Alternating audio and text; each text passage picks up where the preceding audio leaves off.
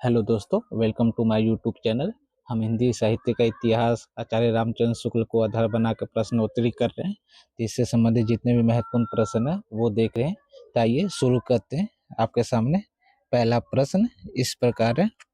राधा कृष्ण दास की दुखनी बाला रचना किस पत्रिका में प्रकाशित हुआ था? आपको बताना है। 1 हरिश्चंद्र चंद्रिका, 2 मोहन चंद्रिका, 3 नागरी नीरज और 4 ब्राह्मण। तो कूट के माध्यम से आपको उत्तर देना है।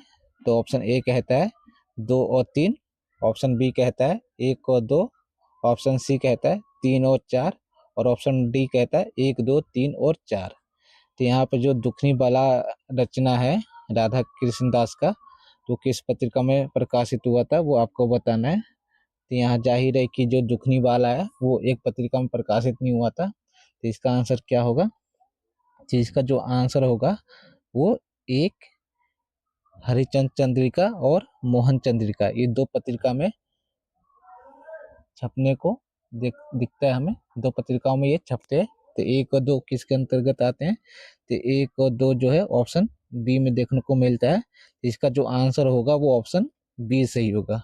ठीक है। अगला प्रश्न, प्रश्न संख्या 2। देवाक्षर चरित नामक नाम से प्रहसन किसने लिखा था? तो देवाक्षर चरित एक प्रसिद्ध रचना है। ये ध्यान दीजिएगा कि क्या है, ये प्रहसन है एक। तो ये किसका रचना है? Option A Badri Narayan Chaudhary Premghan, option B Pandit Ravidatt Shukla, option C Bharatendu और ऑप्शन डी श्रीधर पाठक। तो आपके सामने 4 विकल्प दिए गए हैं। तो उनमें से आपको उत्तर देना है कि कौन सा सही होगा। तो इसका जो आंसर होगा वो ऑप्शन क्या होगा? ऑप्शन बी सही होगा। ये पंडित रविदत्त शुक्ल की रचना है और क्या है, ये एक प्रहसन है।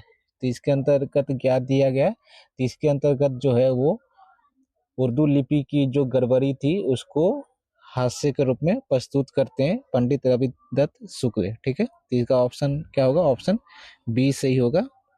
3 नागरी प्रचारणी सभा का उद्देश्य 2 हुए। नागरिक अक्षरों का प्रचार और हिंदी साहित्य की समृद्धि कथन किसका है? Option A doctor Bachchan Singh, option B doctor Hazari Prasad Dwivedi, option C Ramchandra Shukla और ऑप्शन डी रामस्वरूप चतुर्वेदी। तो नागरिक प्रचारणी सभा का 2 उद्देश्य हुए। एक नागरिक अक्षरों का प्रचार करना और दूसरा हिंदी साहित्य की समृद्धि के लिए। तो ये जो कथन है किसका है? ये आचार्य रामचंद्र शुक्ल का कथन है। तो इसका जो आंसर होगा वो ऑप्शन सी हो जाएगा। ठीक है। तो नागरिक प्रचारणी सभा और एक नागरिक प्रचारणी पत्रिका, 2 चीज देखने को मिलती है। तो नागरिक प्रचारणी सभा जो है वो कब स्थापित किया गया था? तो ये किया गया था 1893 में। ठीक है। नागरिक प्रचारणी पत्रिका जो है वो 3 साल बाद ही स्थापित किया जाता है। तो कब? 1896 में। ये ध्यान दीजिएगा। और इसको किसने स्थापित किया था? तो ये आपको बताइए कि इसका आंसर क्या होगा। अगर आपको पता है तो इसको 3 लोगों ने मिलकर स्थापित किया था। वो आगे आपको प्रश्न के माध्यम से देखने को मिलेगा। तो इसका आंसर क्या होगा? ऑप्शन सी सही होगा। तो आइए आगे चलते हैं। अगला प्रश्न, प्रश्न संख्या 4। स्थापना के 3 वर्ष पीछे ही सभा ने अपनी पत्रिका नागरिक प्रचारणी पत्रिका निकाली। उसमें किस प्रकार के अंश छपते थे? तो नागरिक प्रचारणी पत्रिका जो है उसका विषय क्या था वो आपको बताना है। ऑप्शन ए साहित्यिक, ऑप्शन बी ऐतिहासिक, ऑप्शन सी वैज्ञानिक और ऑप्शन डी उपरोक्त सभी। तो इसके जो विषय क्या होते थे वो आपको बताना है। तो इसका जो आंसर होगा वो ऑप्शन डी सही होगा। तो इसके अंतर्गत जो हमें देखने को मिलता है वो साहित्यिक, वैज्ञानिक, ऐतिहासिक और एक दार्शनिक। तो यहाँ पे हमें 4 चीज देखने को मिलती है। ये आचार्य रामचंद्र शुक्ल की किताब में साफ साफ लिखा गया है कि इसमें इस प्रकार के विषयों को छपते थे। ठीक है। तो अगला प्रश्न, प्रश्न संख्या 5। निसहाय हिंदू किसकी रचना है? ऑप्शन है Balkrishna Bhatt, option B Radha Krishna Das, option सी राधा चरण गोस्वामी और ऑप्शन डी बद्री नारायण चौधरी प्रेमघन। इसका आंसर क्या होगा? इसको उत्तर दीजिए। इसका जो आंसर होगा वो राधा कृष्णदास की रचना है निसहाय हिंदू। ठीक है। अगला प्रश्न, प्रश्न संख्या 6। कार्तिक प्रसाद खत्री ने कौन से उपन्यास का अनुवाद नहीं किया है? ऑप्शन ए है Ila, option B Pramila, option C Jaya, option D Victoria Charit. तो यहाँ पे 4 ऑप्शन है, इनमें से एक ऐसा ऑप्शन है जो जिनका अनुवाद कार्तिक प्रसाद खत्री ने नहीं किया है। तो इसका जो आंसर होगा वो ऑप्शन डी सही होगा। विक्टोरिया चरित का इन्होंने अनुवाद नहीं किया है। इन्होंने ईला, परमीला, जया और एक और रचना है वो है मधुमालती। मधुमालती। इन रचनाओं का अनुवाद कार्तिक प्रसाद खत्री करते हैं। और इनकी एक और रचना है रेल का विकट खेल। रेल का विकट खेल, ठीक। रेल का विकट खेल नाम से एक और किसने रचना लिखी है आपको बताना है। इससे पहले भी मैंने आपसे पूछा था कि इस नाम से 2 लोग रचनाएं करते हैं, ठीक है। रेल का विकट खेल, रेल का विकट खेल से एक और साहित्यकार हुए जिन्होंने इसी नाम से रचना की है। तो रेल का विकट खेल से जो है बालकृष्ण भट्ट भी इस नाम से एक रचना देखने को मिलता है। तो रेल का विकट खेल से कार्तिक प्रसाद खत्री और दूसरे बालकृष्ण भट्ट दोनों की रचनाएं देखने को मिलती है, ठीक है। आगे चलते हैं। अगला प्रश्न, प्रश्न संख्या 7। यहाँ नीचे 2 कथन दिए गए, उन पर विचार कीजिए। कथन 1 कहता है पंडित प्रताप नारायण मिश्र हिंदुस्तान का राज अलापते थे। यहाँ पर अलापते आएगा, ठीक है। कथन 2 कहता है निज भाषा उन्नति है सब उन्नति के मूल कथन भारतेंदु का है। तो इसका आंसर क्या होगा? ऑप्शन ए कथन 1 और कथन 2 दोनों सही है। ऑप्शन बी कथन 1 और कथन 2 दोनों गलत है। ऑप्शन सी कथन 1 सही है लेकिन कथन 2 गलत है। ऑप्शन डी कथन 1 गलत है लेकिन कथन 2 सही है। तो इसका जो आंसर होगा वो ऑप्शन ए सही होगा। यहाँ दोनों कथन सही है, ठीक है। अगला प्रश्न, प्रश्न संख्या 8। यहाँ पर भी कथन और तर्क 2 कथन दिए गए, तो आपको बताना कि कौन सा कथन सही है। तो कथन 1 कहता है संवत 1950 में बाबू श्याम सुंदर दास, पंडित राम नारायण मिश्र, ठाकुर शिव कुमार सिंह ने काशी नागरी पंचानी सभा की स्थापना की है।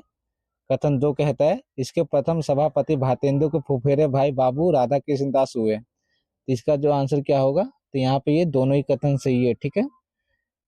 इसमें जो संवत 1950 में कौन कौन हुए? बाबू श्याम सुंदर दास, दूसरा पंडित राम नारायण मिश्र और तीसरा ठाकुर शिव कुमार सिंह ने काशी नागरी पंचानी सभा की स्थापना की है।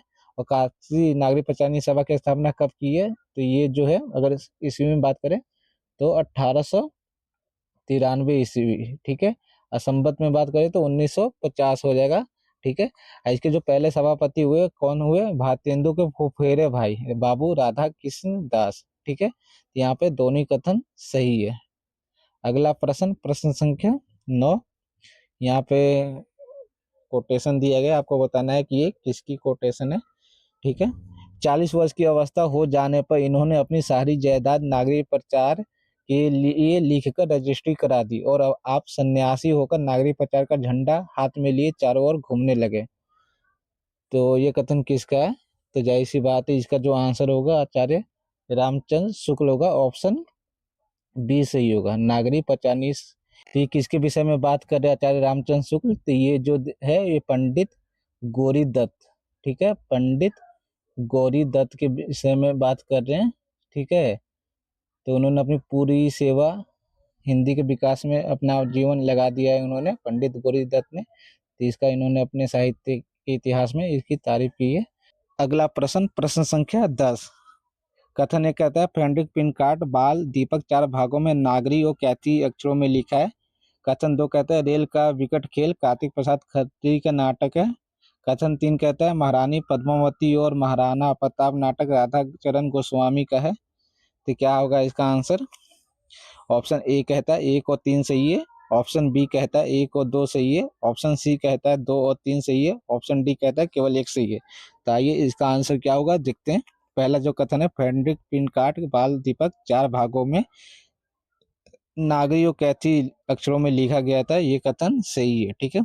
रेल का विकट खेल कार्तिक प्रसाद खत्री का नाटक है, ये सही है। जैसा कि मैंने कहा था कि रेल का विकट खेल कार्तिक प्रसाद खत्री और बालकृष्ण भट्ट दोनों ने इस नाम से रचना की है। तो कई लोगों ने अगर बालकृष्ण भट्ट को पढ़ा होगा तो ये आंसर गलत कर देंगे। तीसरा महारानी पद्मावती और महाराणा प्रताप नाटक राधा चरण गोस्वामी का है, ये गलत है क्योंकि महारानी पद्मावती और महाराणा प्रताप नाटक राधा चरण गोस्वामी का नहीं है, किसका है ये राधा कृष्ण दास का है। ठीक है, राधा कृष्ण दास का रचना है, तो यहाँ पे ये गलत हो जाएगा। तो इसका आंसर क्या होगा, इसका ऑप्शन बी सही हो जाएगा, 1 और 2 सही है। ठीक है, तो आज एक और प्रश्न है यहाँ पे, 11वां प्रश्न ये है, नारी तेरी यही दशा के लेखक हैं। Option A Balkrishna Bhatt, option B Radha Krishna Das, option C Mahavir Prasad Dwivedi और ऑप्शन डी बद्री नारायण चौधरी। तो इसका आंसर क्या होगा, तो इसका आंसर होगा वो ऑप्शन बी सही होगा, सी सही होगा, महावीर प्रसाद द्विवेदी का ये एक लेख है। तो आज के लिए इतना ही, वीडियो अच्छा लगे तो शेयर कीजिए, धन्यवाद।